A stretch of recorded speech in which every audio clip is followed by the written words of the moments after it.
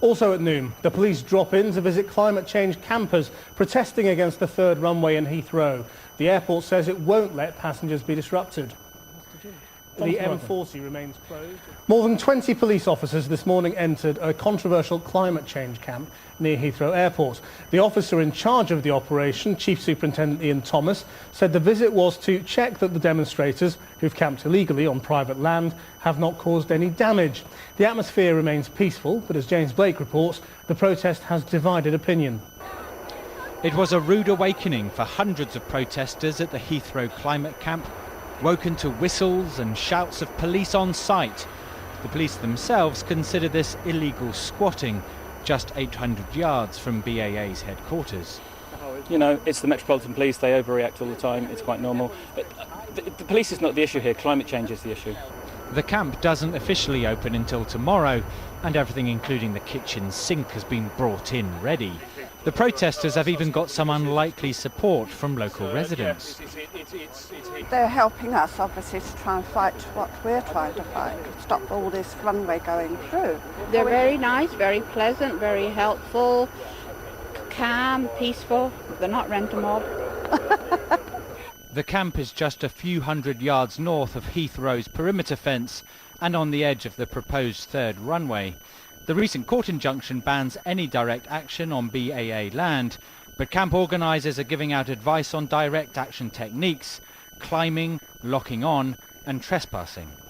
Those techniques have become more sophisticated than the early days of the Newbury bypass 10 years ago.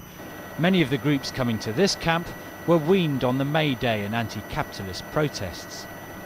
And there will be direct action from the camp, yeah. There'll be 24 hours of mass action from noon on Sunday. It's not going to be anything stupid because you just couldn't persuade this many people to do anything like that. And we've said right from the start, you know, there'll be no storming of fence and blockading runways. You know, public safety is absolutely paramount.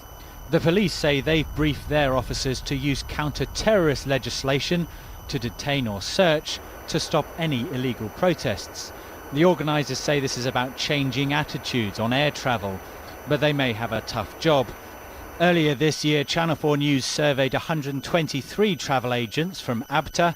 When asked, are customers limiting flights because of carbon emissions, only 2% said yes. Is there a demand for carbon offsetting? 7% said yes.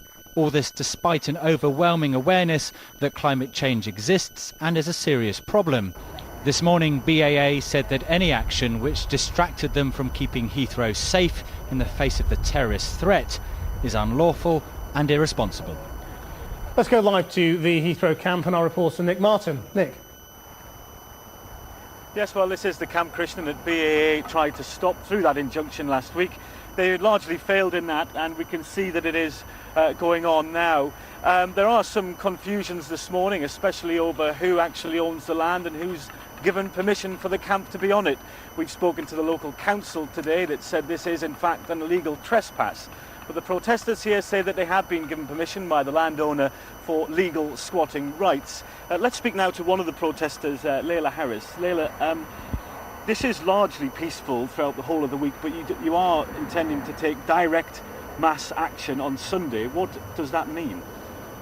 I mean, what the direct action will be that will happen between Sunday at 12 and Monday at 12 will be completely decided by the people that are on this camp. So it's a truly democratic decision. It will be made through a consensus process. So actually it's all going to be about how many people and what sorts of people are on this camp as to what kind of action will actually take place. Is it likely to affect, I mean, it's likely to affect the running of the airport. I mean, who's the action against? Let's just clarify that.